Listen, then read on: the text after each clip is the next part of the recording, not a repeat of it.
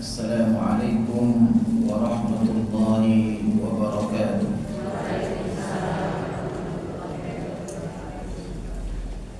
Innal hamdalillah nahmaduhu wa nasta'inuhu wa nastaghfiruh wa na'udzu billahi min shururi anfusina wa min sayyiati a'malina.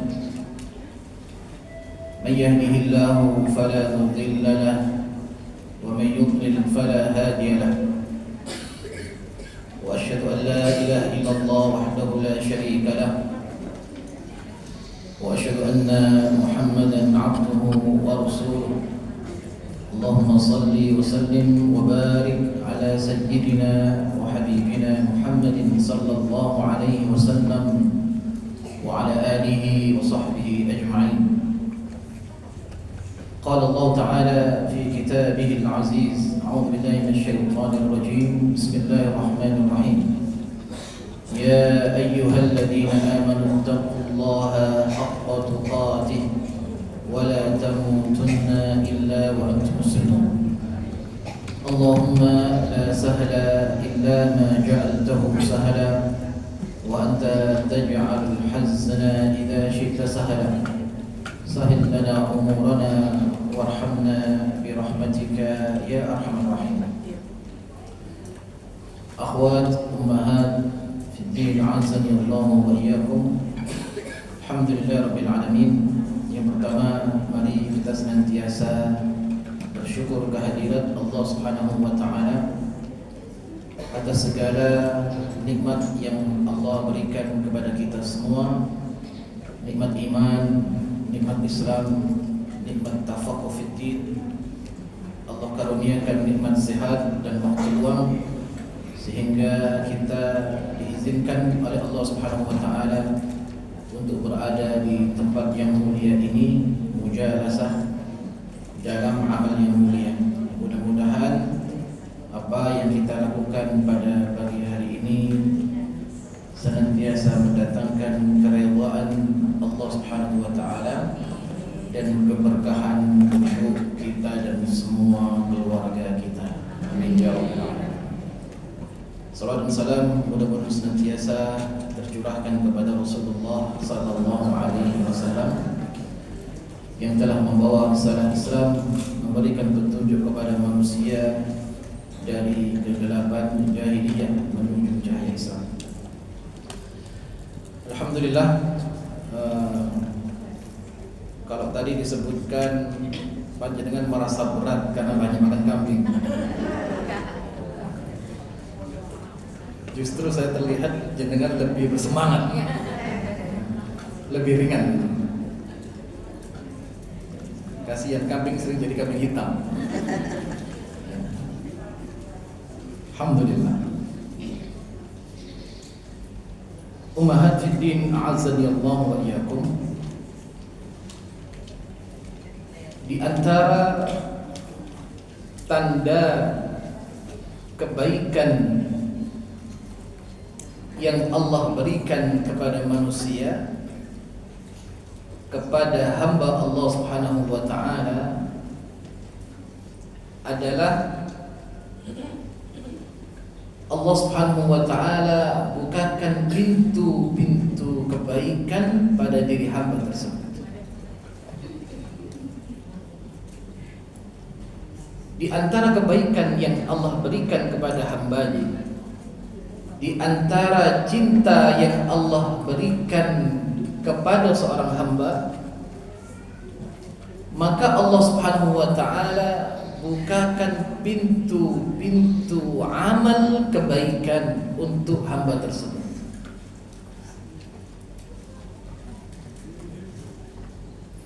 Dalam satu hadis disebutkan, "Walladzi nafsi biyadihi," kata Rasulullah sallallahu alaihi wasallam, "Walladzi nafsi biyadihi la ta'murunna bil ma'rufi wa tanhauna 'anil munkar." Sungguh kalian beramar ma'ruf nahi munkar, aw la yushikanna atau kalau kalian berpaling darinya, Allah Subhanahu wa ta'ala akan mengirimkan kepada kalian azab iqaban minhu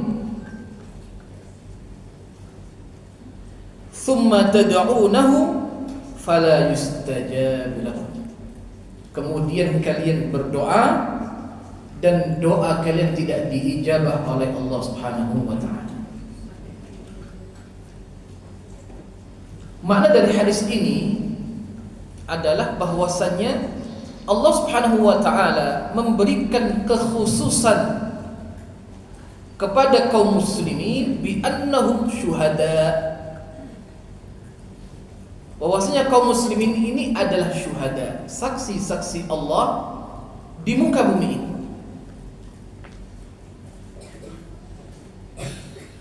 Allah jadikan khususiyat, kekhususan pada diri orang beriman, mereka adalah syahid. Kaum muslimin, mukminat, muslimat adalah syuhada. Mereka adalah saksi-saksi Allah Subhanahu wa ta'ala di muka bumi. Apa dalil yang menunjukkan hal itu? Di dalam surat Al-Baqarah 143 Allah sebutkan, Allah berfirman, "Wa kadzalika ja'alnakum ummatan wasata." Demikianlah kemudian Allah Subhanahu wa ta'ala menjadikan kalian ummatan wasata, umat yang adil, umat pertengahan. Litakunu syuhada'a 'alan nas, agar kalian menjadi saksi-saksi untuk seluruh manusia. Jadi kita dipilih oleh Allah Subhanahu wa ta'ala untuk menjadi saksi-saksi Allah Subhanahu wa ta'ala.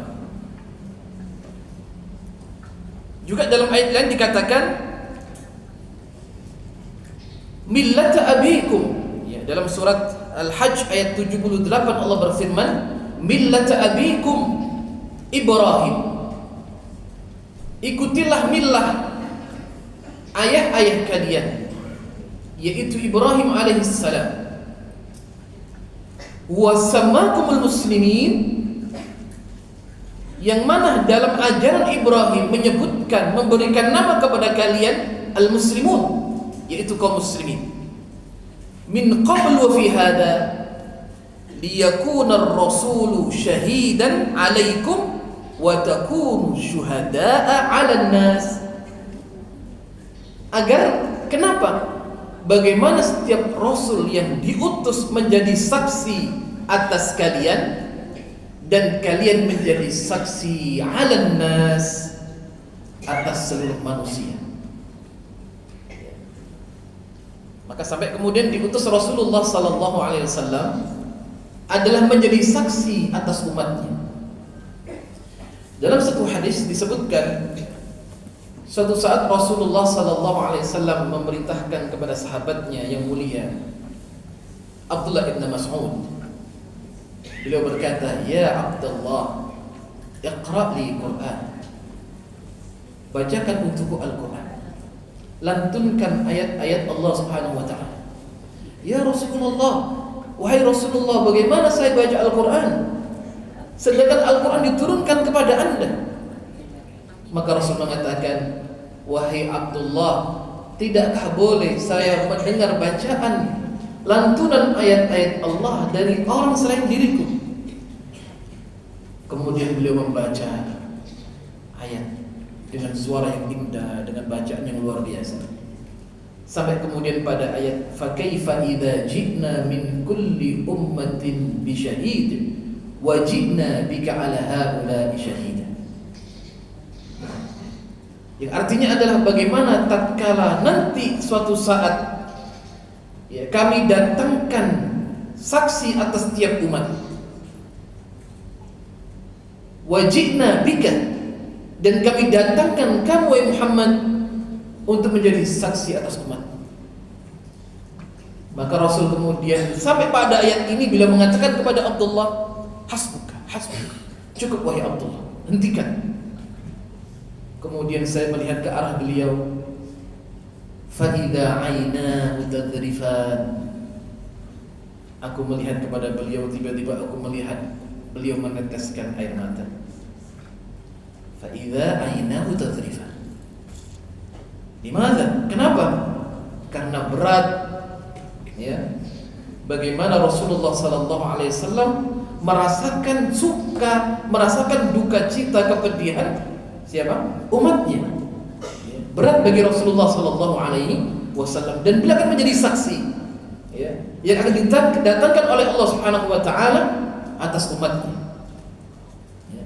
Maka Rasulullah adalah saksi atas umatnya, dan kaum muslimin adalah syuhada atas seluruh manusia. Ya kan? Dalam satu riwayat juga disebutkan ada 2 jenazah, ya, yang diantarkan oleh sekian orang yang melewati Rasulullah sallallahu alaihi wasallam. Maka orang-orang yang melayat jenazah ini memuji kebaikan-kebaikannya, ya, berbicara kebaikan-kebaikannya, disebutkan amal salehnya. Kemudian begitu Rasul mendengarkan pujian-pujian itu, Rasul katakan wajib, ya, dengan 3 kali ucapan. Kemudian Umar bin Khattab mengatakan, ya Rasulullah, kenapa Anda berkata, ya, seakan-akan Anda mewajibkan seseorang ini untuk masuk ke dalam surga? Kemudian Rasul menjawab, demi Allah, aku tidak melihat apa yang kalian ucapkan pada jenazah ini kecuali kebaikan. Dan saya berharap kepada Allah, karena kebaikan itu Allah akan mewajibkan dia masuk ke dalam surga. Tidak lama diantar juga jenazah yang lain. Maka orang yang mengantarkan jenazah ini menyebutkan keburukan-keburukannya. Dan Rasul mengatakan wajib dia dengan 3 kali ucapan. Dan kemudian didatangi, ya Rasulullah, kenapa Anda ucapkan demikian? Karena Anda menyebutkan keburukan-keburukannya. Maka dia diwajibkan masuk ke dalam neraka. Kenapa ya Rasulullah? Antum syuhada'ullah fil ardh. Kalian adalah saksi-saksi Allah di muka bumi. Kalian akan memberi kesaksian-kesaksian itu kepada manusia. Akhwat dan ummahat fi din, azani Allah wa iyyakum. Maka dari itu Allah Subhanahu wa taala membukakan banyak pintu kebaikan kepada kita semua. Agar apa? Agar kita banyak kemudian memperbanyak amal dan meningkatkan kualitas amal. Maka di sini pentingnya seseorang untuk senantiasa memperbaiki diri dan mengajak orang lain berbuat baik. Ada istilah al-amru bil ma'ruf wan nahyu 'anil munkar. Jadi kata Rasulullah, Anda beramar ma'ruf dan mencegah dari perkara yang munkar, atau kalau tidak berbuat demikian, maka Allah akan turunkan azab dan kalian berdoa tidak akan pernah diijabah oleh Allah Subhanahu wa taala. Maka kita harus banyak tahu kebaikan-kebaikan itu. Kenapa? Karena Allah bukakan pintu jalan kebaikan yang sangat banyak. Dan itu tidak didapatkan, salah satunya di antaranya harus duduk dalam majlisun min majalisil ilm. Harus mujalasah, mudzakarah. Ya, harus ngaji. Kadang tatkala kita punya amal yang stagnan, futur, ya, salah satu hal yang mampu meningkatkan kita dalam beramal adalah kita mengetahui fadilatul amal atau fadailul amal. Maka seorang akan kemudian meningkatkan amalnya kalau mengetahui keutamaan tertentu. Dan itu tidak didapatkan orang kalau tidak baca, atau orang tidak duduk dalam majlis ilmu, ya, atau orang kalau tidak ngaji. Apa yang menjadikan kemudian seseorang rela, ikhlas, ridha dalam beramal kalau tidak mengetahui fadilah dari amal-amal tertentu? Misal, ya, ada syariat haji,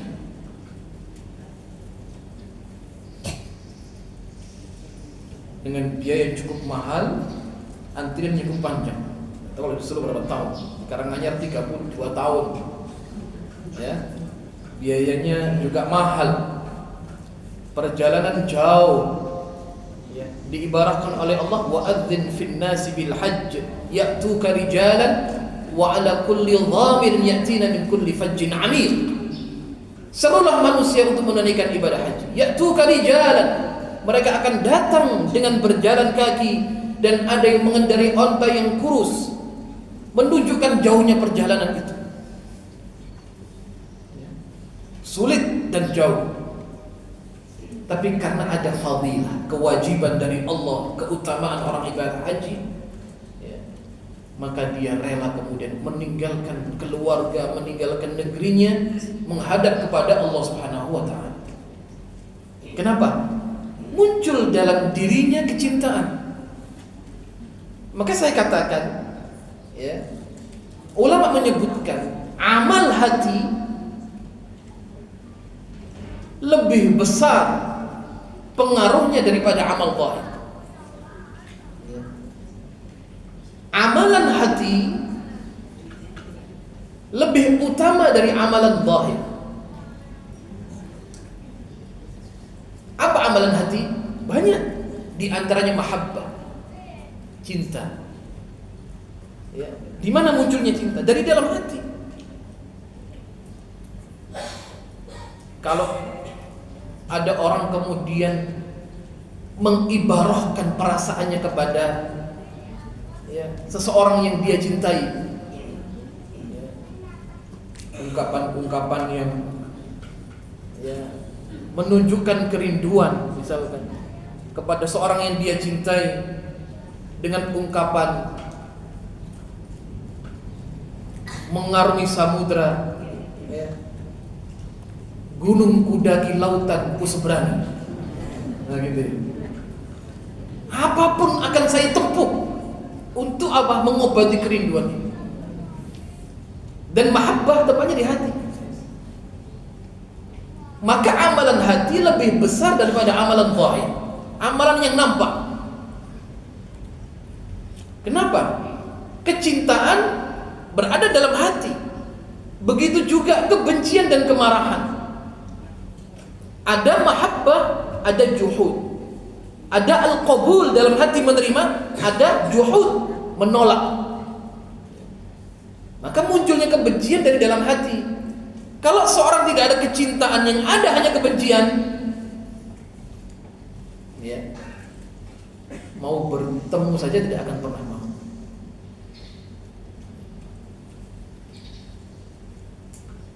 Maka dalam hadis dikatakan, man ahabba liqa Allah, ahabba Allahu liqa'ah. Ya. Maka dalam diri kita kan ada, ya Rabb, rindu kepada Allah, ya, ada kecintaan kepada Allah Subhanahu wa ta'ala, ya. Terbukti apa? Alhamdulillah, Allah kuatkan kita, Allah istiqamahkan kita dalam amalan-amalan yang sudah menjadi kewajiban untuk dilakukan. Dan alhamdulillah Allah bimbing untuk beramal amalan yang disunnahkan oleh Rasulullah sallallahu alaihi wasallam.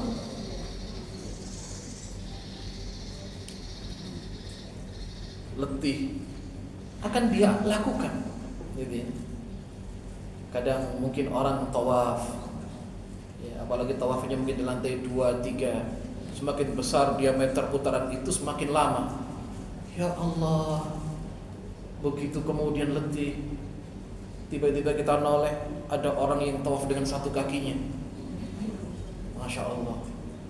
Tatkala kita letih, mau istirahat, kita noleh ke kanan, ada orang yang tidak punya dua kaki, dia pegang dua ekran untuk menompang dirinya, badannya. Kita lihat orang buta, tidak bisa melihat, ya. Apa itu kemudian yang dia bawa kepada Allah? Hatinya. Maka kalau hati ini sehat, hati ini baik, insya Allah baik amalnya. Maka ada ungkapan, tahurul qalb ma'a qillatil ilm khairun min fasadil qalbi ma'a katsiril ilm.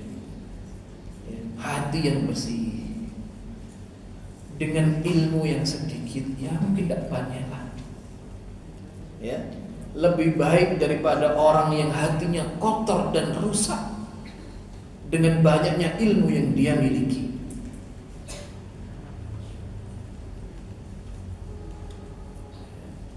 Ada orang berilmu hatinya kotor, mencela, mengadu domba, ya, kemudian menjelek-jelekan saudaranya, padahal ilmunya banyak. Sedangkan kadang ada orang yang mungkin baca Al-Quran masih belajar, ya, masih Iqra 3 misalkan, ya, masih ngeja, tapi subhanallah dia punya hati yang bersih, suka berlapang dada, suka memaafkan orang, ya, suka membantu orang, mendoakan saudaranya, ya. Dan itu nilai kebaikan. Walaupun kalau berbicara idealisme, ya bagaimana orang punya ilmu yang tinggi, akhlaknya baik, hatinya bersih, gitu ya. Seperti seorang yang dijamin oleh Rasulullah SAW masuk ke dalam surga. Ya. Siapa beliau? Bukan orang terkenal, sahabat pun tidak tahu siapa orang ini. Tapi Rasul mengatakan, kalau kalian melihat ahli surga itu, di masuk surga itu, wah ahlul jannah, itu ahli surga. Dengan bekas wuduknya, dengan membawa terompahnya, ya. Rasul mengatakan 3 kali sampai kepada sahabat mencari amalnya apa? Tidak ada yang istimewa dari amalnya. Ya sholatnya, alhamdulillah dia sholat, ya, dia puasa, dia baca Al-Quran. Namun sahabat ini mengatakan sholatnya tidak seperti sholat saya. Maka kan penasaran ditanya, wahai fulan, apa amal kamu yang menyebabkan kau dikatakan oleh Rasul masuk ke dalam surga? Dia berkata, engkau sudah lihat bagaimana amalku? Namun saya ini punya kebiasaan menjelang saya tidur, saya berwudu dan salat. Setelah itu saya doakan kawan siapapun yang saya kenal, satu persatu kebaikan untuk mereka, keberkahan untuk keluarganya. Kalau ada yang mendolimiku, aku ikhlaskan, aku maafkan sebelum mereka meminta maaf. Dan aku tidak pernah hasad kepada siapapun di antara saudaraku dan sifat iri yang ada pada diriku. Maka sahabat ini mengatakan, ini amal yang kemudian berat bagi saya untuk melakukannya, dan amal ini yang menyebabkan dia masuk ke dalam surga. Ya. Umat fiddin azanillahu iyyakum. Maka amalan ini, hati yang bersih yang menggerakkan seorang untuk beramal. Dan jadi harus tahu perkara-perkara yang ma'ruf, dan juga mengajak orang dalam kebaikan. Jangan kemudian kita menjadi saleh untuk diri sendiri dan tidak saleh untuk orang lain. Saleh dan muslim, menjadi saleh dan murabbi, dai, menyeru kepada kebaikan. Nah, sehingga kemudian banyak disebutkan di antaranya, apa itu perkara yang ma'ruf? Apa itu definisi ibadah? Disebutkan ismun jami'un likulli ma yuhibbuhu Allah wa yardahu minal aqwali wal af'ali adh-dhahir wal batin.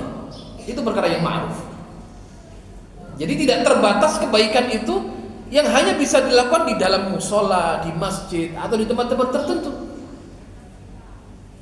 Al-ma'ruf, segala kebaikan itu adalah ismun jami'un, segala sesuatu yang dilakukan likulli ma yuhibbuhu Allah wa yardahu, yang mendatangkan kecintaan Allah dan keridhaan Allah, minal aqwali wal af'al, dari perkataan ataupun perbuatan, al-zahirah, nampak, ataupun yang tersembunyi. Sampai dikata dalam hadis, la tahqiranna minal ma'rufi syai'a. Jangan kalian meremehkan amal-amal yang kecil, kebaikan-kebaikan yang kecil. Walau an talqa akhaka biwajhin talq, walaupun engkau bertemu dengan saudaramu dengan wajah yang berseri-seri, itu kebaikan.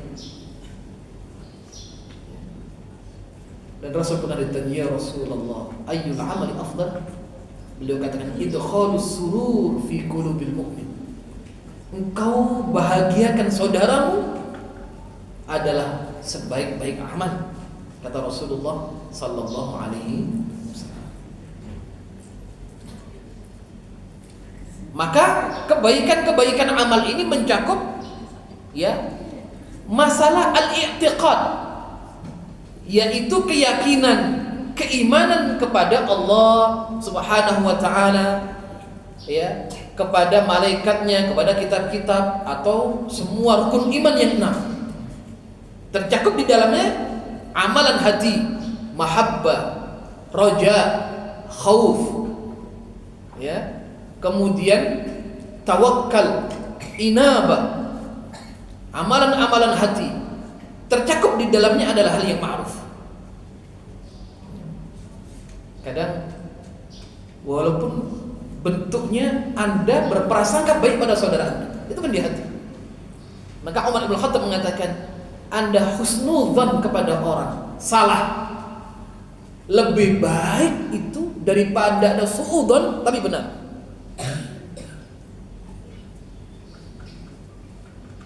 Anda punya sahabat, kawan, qadarullah ma syaa fa'al, enggak hadir dalam pengajian Islam. Ada husnudzon, apa dia sakit ya? Qadarullah, lu Anda ketemu kok jalan di mall akhirnya. Oh, tiba-tiba kan sakit itu. Itu kata Umar bin Khattab lebih utama daripada Anda suudzon dan Anda dapati benar.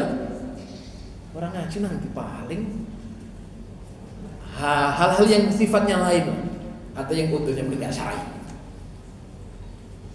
Benar, kemudian Anda dapati apa?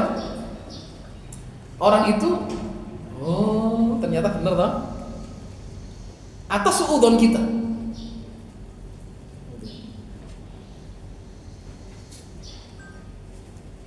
Itu tidak boleh dipandang sepele.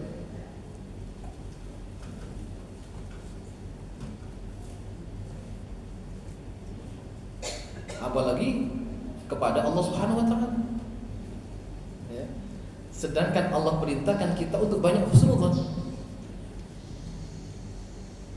Allah mengatakan, Rasul bersabda dalam hadis qudsi, "Ana 'inda dhanni 'abdi bi." Saya ini menurut bagaimana prasangka hambaku, kata Allah. Jadi bagaimana kita ingin menjadikan diri kita dan keluarga kita, sejauh apa husnudzan, ya, prasangka baik kita kepada Allah Subhanahu wa taala. Mungkin terjadi banyak hal, ya. Satu sisi mungkin kita suudzon kepada Allah atau tidak ridha kepada ketentuan Allah Subhanahu wa taala. Dan itu terjadi pada diri manusia, dan itu sunnah, ya. Itu fitrah. Kadang ada sedih boleh, itu fitrah. Karena ujian itu ada kebaikan, ada keburukan, kata Allah. Wa nabluukum bisyarri wal khairi fitnah. Tidak semua yang datang kepada kita ini kebaikan semua, tidak. Oh, namanya hidup ini ya ada ujian. Wa nabluukum bisyarri wal khairi fitnah. Kami uji kalian, kata Allah, bil khair, dengan apa? Kebaikan yang Anda ridha, wasyarr, dan keburukan yang Anda tidak menyukainya, fitnah, sebagai fitnah ujian yang datang dari Allah Subhanahu wa taala. Apakah dengan hadirnya ujian itu Anda sabat atau justru kufur dan jauh dari Allah Subhanahu wa taala? Jadi orang kalau memahami konsep takdir dengan baik, ya, Masya Allah. Walaupun ada kesedihan, apa nggak boleh sedih? Boleh. Ya, wong kita ini manusia punya sifat, ada sifat orang manusia punya sifat gembira, punya sifat sedih, bisa tertawa, bisa menangis. Ya, apa tidak boleh orang bersedih? Boleh. Apa tidak boleh orang menangis menghadapi masalah? Boleh. Ya, yang terpenting bagaimana tangisan itu adalah bentuk keridhaan kepada Allah Subhanahu wa taala. Ya. Dan juga husnudzonnya kepada Allah, itu yang dikedepankan. Apapun yang datang pada diri kita ini, kedepankan selalu husnudzon sama Allah. Dawis, ya Allah, Mudah-mudahan ini ada hikmah dan jalan kebaikan untukku. Jangan sampai kemudian apa ketidakridhaan itu muncul suudzon. Kan Allah tidak ditanya terhadap apa yang Allah perbuat. La yus'alu amma yaf'alu wa hum yus'alun. Allah punya kehendak, Allah punya amal. Ya, Allah punya qada dan qadar. Allah punya ketentuan. Dan Allah tidak ditanya terhadap apa yang Allah perbuat. Kita yang ditanya oleh Allah apa yang sudah kita perbuat.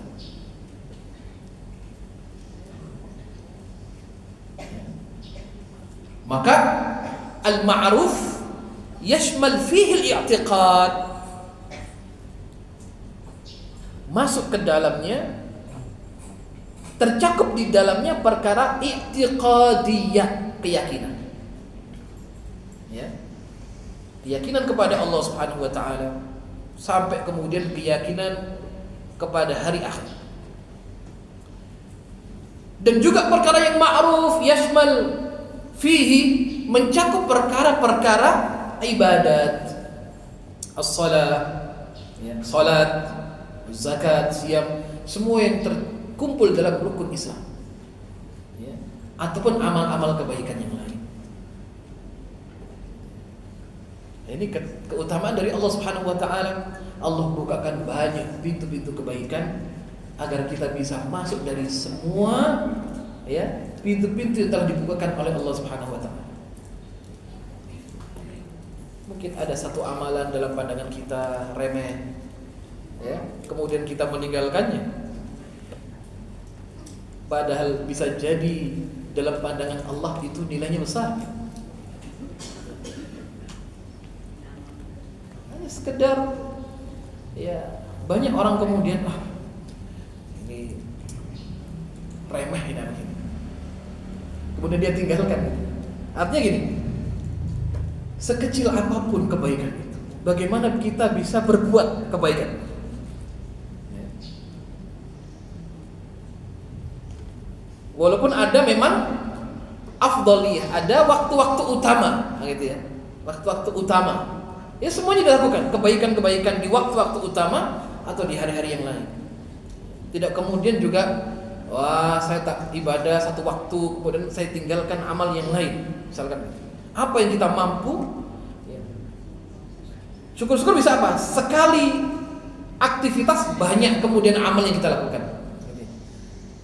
Misalkan Anda perjalanan dari rumah ke sini, tujuannya kan ngaji. Anda punya niat saja sudah pahala itu. Ya. Punya niat tak, wah ini hari Jumat saya tak pengajian. Qadarullah ma syaa fa'al. Panjenengan ma'zur, ada udzur syar'i. Enggak jadi berangkat. Tujuannya enggak sampai, tapi sampai ke tempat yang lain. Qadarullah ma syaa fa'al. Karena udzurnya syar'i, Allah tulis baginya kebaikan. Dalam perjalanan pengajian, Anda bisa berzikir kepada Allah Subhanahu wa taala. Ya. Kemudian misalkan ada satu kejadian, bagaimana ada perasaan don yang baik sama orang. Dan juga dalam perjalanan bagaimana kita merasakan saya ini bukan orang yang paling baik. Walaupun kita dalam perjalanan kebaikan itu,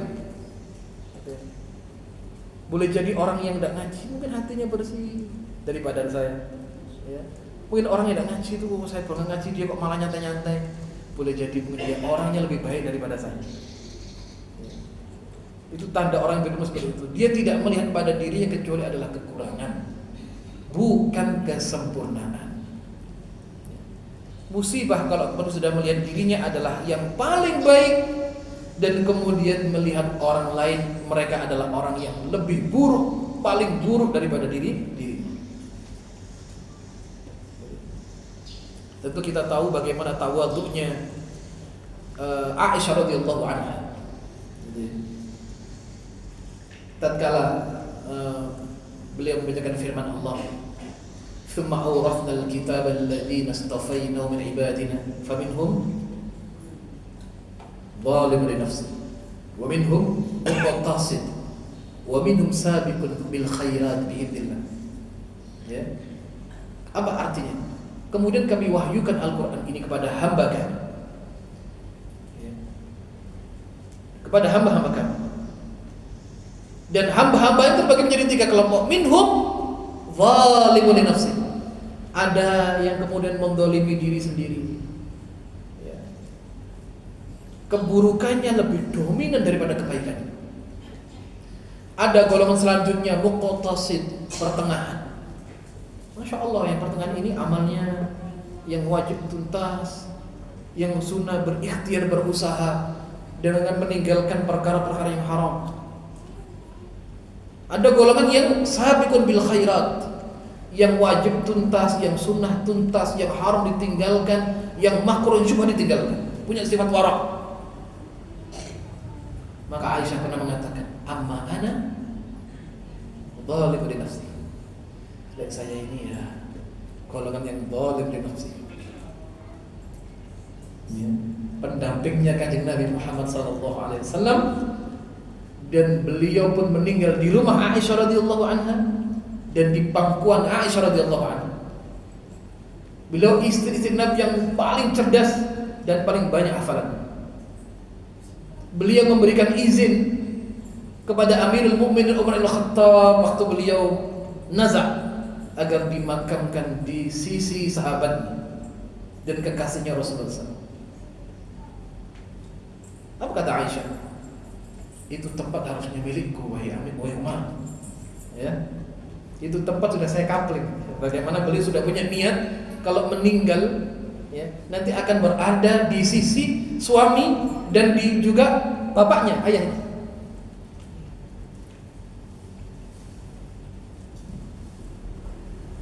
Kemudian diizinkan, ithar beliau, masya Allah. Diizinkan Umar untuk kemudian berada di sisi Abu Bakar As-Siddiq radhiyallahu ta'ala. Ya. Itu bentuk diri, artinya beliau melihat dirinya, saya ini masih banyak dosa, bahasa gitu ya. Zalimun li nafsi. Lah gambarannya kalau Aisyah radhiyallahu anha itu saja beliau katakan zalimun li nafsi. Bagaimana kemudian kita kan itu ya? Ya. Kalau beliau saja amma ana zalimun li nafsi. Itu bentuknya berarti apa? Beliau tidak merasa cukup dalam beramal. Beliau tidak merasa cukup dalam beramal, ya, tidak merasa beliau dirinya sempurna, ya, kalau tidak ada ampunan dari sisi Allah Subhanahu wa ta'ala. Nah, kalau kita kan masih ya ikhtiar ya Allah, mudah-mudahan saya jadi orang baik kan gitu ya. Takdirnya baik. Walaupun sering saya sampaikan, kita tidak tahu bagaimana ketentuan akhir daripada kita. Padahal sudah tentukan qada dan qadarnya jauh sekian ribu tahun sebelum kita diciptakan oleh Allah.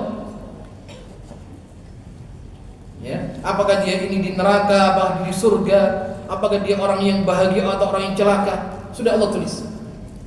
Tapi kita tidak tahu. Manusia hanya bisa berikhtiar, berusaha, ya, dengan ngaji, belajar, ikut syariat, panduan hukum Allah, sunnah Rasulullah SAW. Harapannya saya akan menjadi orang baik.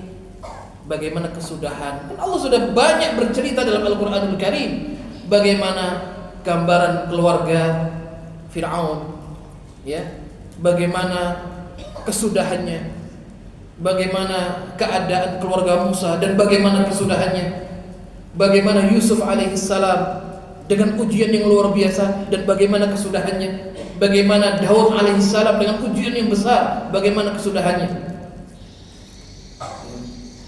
Banyak Allah sebutkan. Panduannya sudah utuh sebenarnya, kurikulumnya. Tinggal kita ini ikut yang mana. Sudah ada kunci hidup ini. Jadi orang yang baik ini gambarannya. Walaupun dengan berbagai macam ujian yang ada kan. Besar ujian kita hadapi, ya. Tapi bagaimana ikhlas menerima semua apa yang datang dari sisi Allah Subhanahu wa ta'ala. Juga termasuk perkara yang ma'ruf tadi, al-i'tiqadat, al-ibadat, juga adalah di sini disebutkan an-nazm wa tashri'at, termasuk dalam urusan muamalah. Ya. Hal terkait dengan hukum pidana yang ada di dalam Islam. Semuanya harus itu perkara yang ma'ruf. Dan jangan sampai kemudian ada dalam diri kita bentuk propaganda yang sering dihembuskan oleh musuh-musuh Allah Subhanahu wa taala dengan sebutan Islam ini adalah rojaiyah. Islam ini adalah agama yang terbelakang. Islam ini adalah agama yang kejam. Islam ini adalah kemunduran, bukan kemajuan. Anda kalau ingin hebat, lihat itu barat, lihat itu berbagai macam. Ya, sedangkan apa? Dia terkena hembusan-hembusan yang disebutkan oleh musuh-musuh Allah. Islam ini adalah agama yang kejam, bengis. Sampai ada ungkapan kalau Islam ini berkuasa, yang kemudian menjadi korban adalah kaum hawa, kaum wanita. Yang dilihat adalah apa? Hudud, hukum hudud. Islam itu adalah yang ada hanya rajam. Islam itu cambuk, Islam itu potong tangan. Itu didengung-dengungkan oleh musuh-musuh Allah. Agar apa? Agar orang Islam jauh dan bodoh dari agama. Ya. Itu hukum Allah yang tidak pernah ada yang namanya amandemen. Hukum Allah berlaku ya, sampai nanti hari kiamat. Ya. Dan itu bentuk keadilan Allah Subhanahu wa taala. Maka Anda lihat peristiwa-peristiwa yang hukumnya berat dalam Islam adalah peristiwa terkait kerusakan yang bisa meluas dan merusak masyarakat. Itu Islam tegas. Islam berprinsip. Satu sisi, Masya Allah, Islam ini agama yang mudah untuk umatnya, untuk hambanya. Kadang kita yang memperberatkan diri kita sendiri, yang membuat susah kita kan, manusia itu sendiri. Agama Allah ini mudah, tapi tidak boleh juga dianggap remeh kan gitu. Misal kita dapati, Masya Allah, ada orang sudah sepuh, alhamdulillah dapat hidayah di usia sepuh. Ya. Dia mau baca ajaran sholat aja nggak hafal. Al-Fatihah pun hafal separuh dong. Nah itu sholatnya bagaimana? Sah tidak itu? Ya, ada yang mungkin Fatihah nggak hafal sama sekali. Misalkan kalau ada loh ya. Apa dia sholat hanya mengucap, hanya diam saja? Bagaimana kemudian dia nggak hafal doa ruku, doa sujud, duduk di antara dua sujud, tahiyat akhir, dia nggak hafal? Apa sah kalau dia baca Bismillah saja? Sah, insya Allah. Kadang ada orang ibadah umroh haji, Masya Allah ya, dibekali doa-doa di sini banyak sekali. Wis dititipi donga nu kathah. Ya. Sing mangkat ki simbah. Dikalung ngene.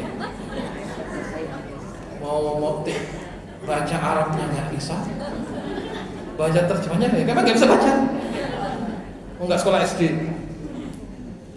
Ditanya umurnya, "Yusuf pinten, Bang?" Akte lahirnya pun belum terbit saat itu, belum ada akte lahirnya. Mau diajari mana sih bolak-balik, orang ngerti. Ya. Akhirnya tawafnya diem dong. Ya, itu mau semampu.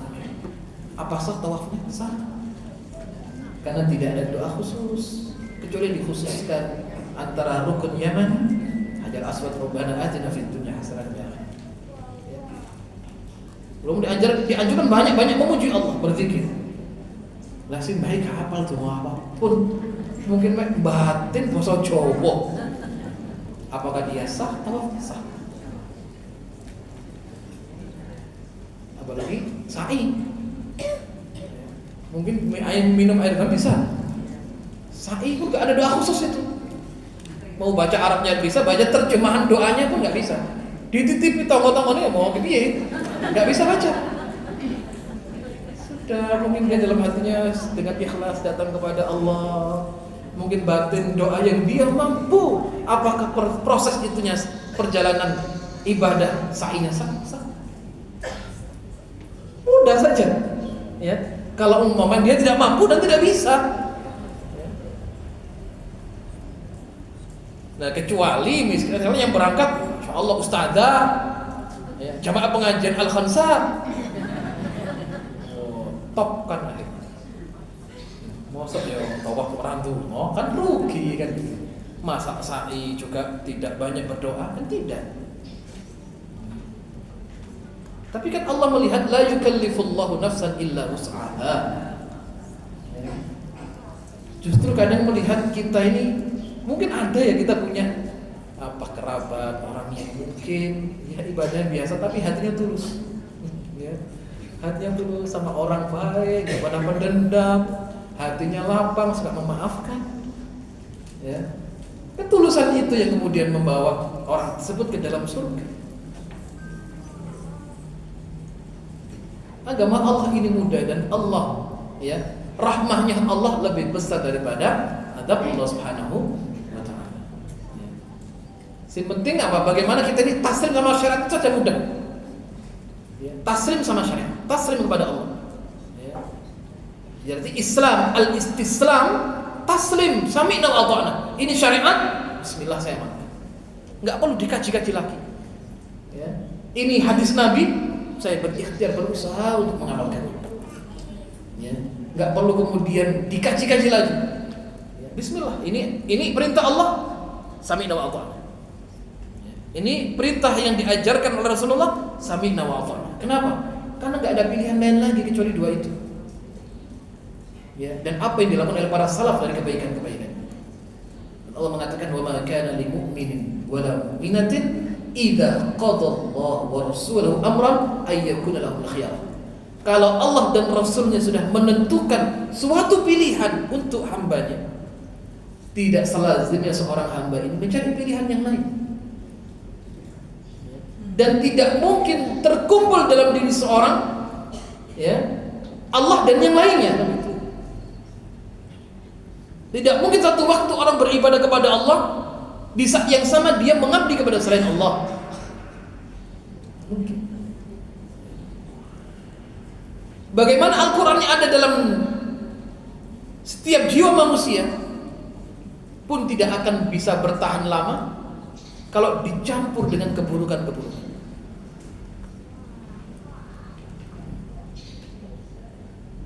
Jadi agama Islam ini agama yang suci, termasuk semua syariatnya. Yang kita dilazimkan sebagai konsekuensi keimanan apa? Taslim. Walaupun di tengah hembusan yang luar biasa dahsyatnya ini, orang ingin merusak, ya, Islam, baik dari dalam atau dari luar. Karena mereka memahami, ya, untuk mengalahkan orang Islam itu gampang, jauhkan aja dari agama itu. Maka Anda tahu hancurnya kekuatan Islam, ya, itu dengan orang munafik.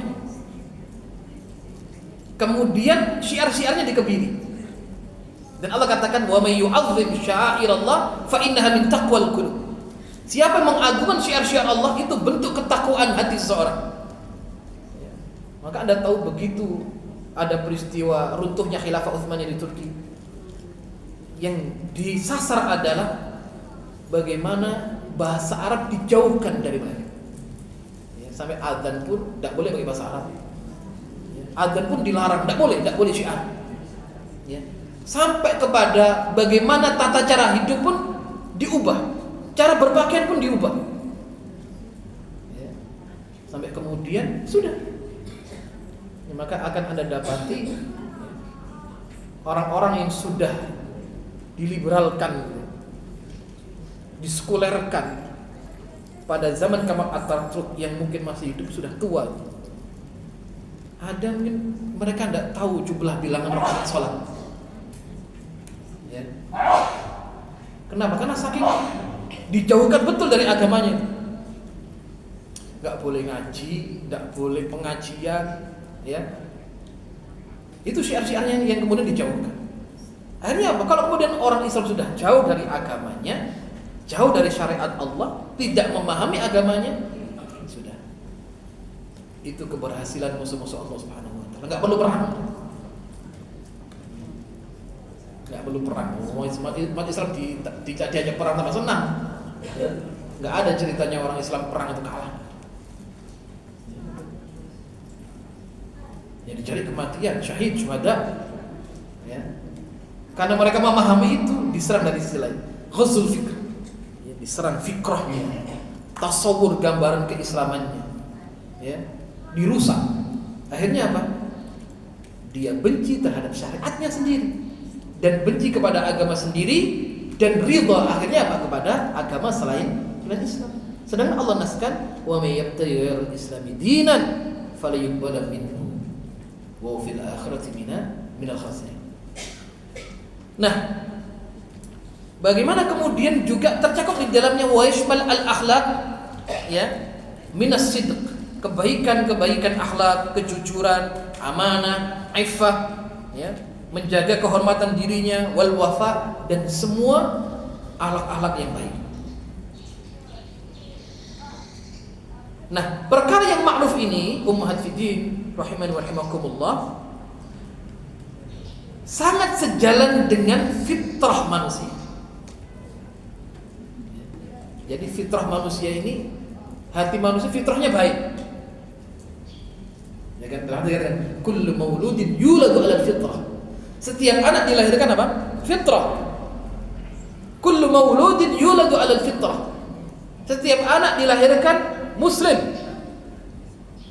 Jadi tidak cukup artinya tidak punya dosa, bersih dari dosa, tidak cukup. Setiap anak yang lahir muslim. Ibnu Abbas menyebutkan kullu mauludin yuladu 'ala fitrah yuladu 'ala Islam. Dia dilahirkan muslim. Fa'abawahu, kedua orang tuanya lah yang kemudian menjadikan anak ini yuhawwidani, Yahudi, au yunassirani, Nasrani, au yumajjisani. Jadikan dia majusi. Siapa yang merusak fitrahnya? Orang tuanya. Kalaupun anak ini didiamkan, kecenderungan fitrahnya kepada Islam, ya, dan pada kebaikan. Itu fitrah Allah Subhanahu wa taala, ya, dan sesuai dengan al-aqlus salim, akal yang salim. Jadi akal kita bisa membedakan mana kebaikan, mana keburukan, gitu ya. Kalau kemudian hati dibekali dengan khasyatullah, ya, dan pada dasarnya asal daripada ilmu itu adalah al-khasyah, yang paling penting. Jadi bagaimana ilmu ini bermuara bisa menghasilkan ke khasyatullah. Ahmad bin Hanbal mengatakan aslul ilm al-khasyah. Dasar daripada ilmu itu adalah khasyatullah. Ya. Ilmu yang bermanfaat adalah ilmu yang melahirkan khasyatullah, ketaatan kepada Allah, sifat takut kepada Allah, raja, berharap kebaikan dari sisi Allah Subhanahu wa taala, khauf, takut dari azab Allah, takut dari murka Allah Subhanahu wa taala. Ini perkara-perkara yang ma'ruf. Juga kita diperintahkan oleh Allah Subhanahu wa taala wa tanhauna 'anil munkar. Apa perkara-perkara munkar itu? Lawan dari apa yang tadi saya sampaikan semua. Ya. Al-munkar ismun jami', segala sesuatu yang dibenci oleh Allah, dimurkai oleh Allah Subhanahu wa taala, yang tidak disukai Allah, minal aqwali wal af'ali adh-dhahirah wal batin. Baik aqwal, perkataan, perbuatan yang nampak ataupun yang tersembunyi dari dirinya. Nah, termasuk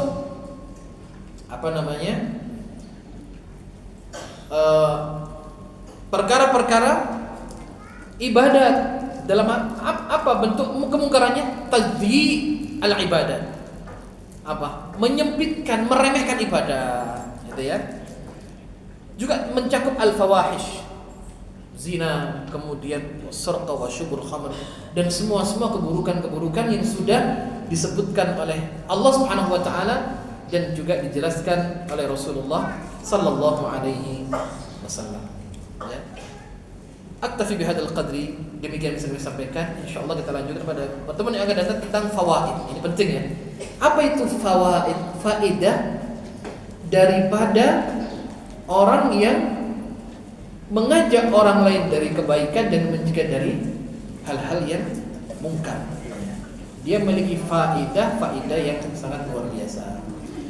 Mudah-mudahan sedikit yang saya sampaikan ini bisa memberikan hikmah dan pelajaran bagi kita semuanya, juga bagi diri saya yang berbicara, juga dengan semua yang menjadi mustami'. Dan mudah-mudahan Allah Subhanahu wa taala karuniakan kepada kita semua keistiqomahan, ketaatan untuk beribadah kepada Allah Subhanahu wa taala. Allah karuniakan keberkahan, rezeki, kebaikan dalam keluarga kita semua. Ya Rabbal Alamin, jazakumullahu khairan katsiran. Subhanaka Allahumma wa bihamdika asyhadu an la ilaha illa anta astaghfiruka wa atubu ilaik. Assalamualaikum warahmatullahi wabarakatuh.